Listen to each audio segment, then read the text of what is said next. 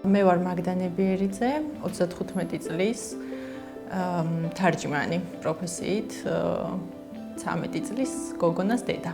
2014 წელს დავიწყე მუშაობა თავდაცვის სამინისტროში, სამხედრო მასწავლებლის პოზიციაზე. სრული 2 წელი ვიყავი სამხედრო მოსამსახურე. რაც გულისხმობს იმას, რომ დავდიოდით მარშზე, გვეხებოდა ყველანაირი სამხედრო ვარჯიში, პრაქტიკა, ასე შემდეგ. 2017 წელს აღმოვაჩინე მე თვითონ რაღაც არ იყო კარგად, მოკლედ მივედი ექიმთან და მითხრეს, რომ ეს იყო პირველი სტადია ძუძუს კიბო.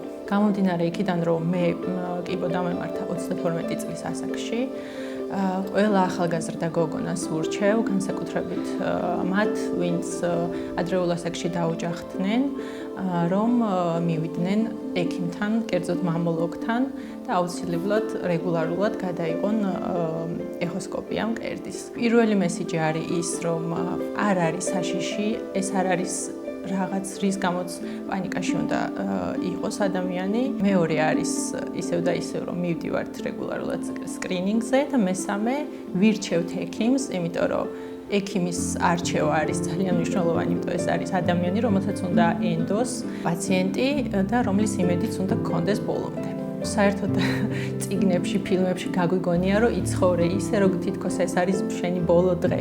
მაგრამ ამას ბოლომდე ვერ ვიაზრებთ ხოლმე, სანამ რაღაცა ფიზიკურად არ შეგვეხება ცუდი რამ, საფრთხე, ისეთი როგორიც თქვათ არის კიბო.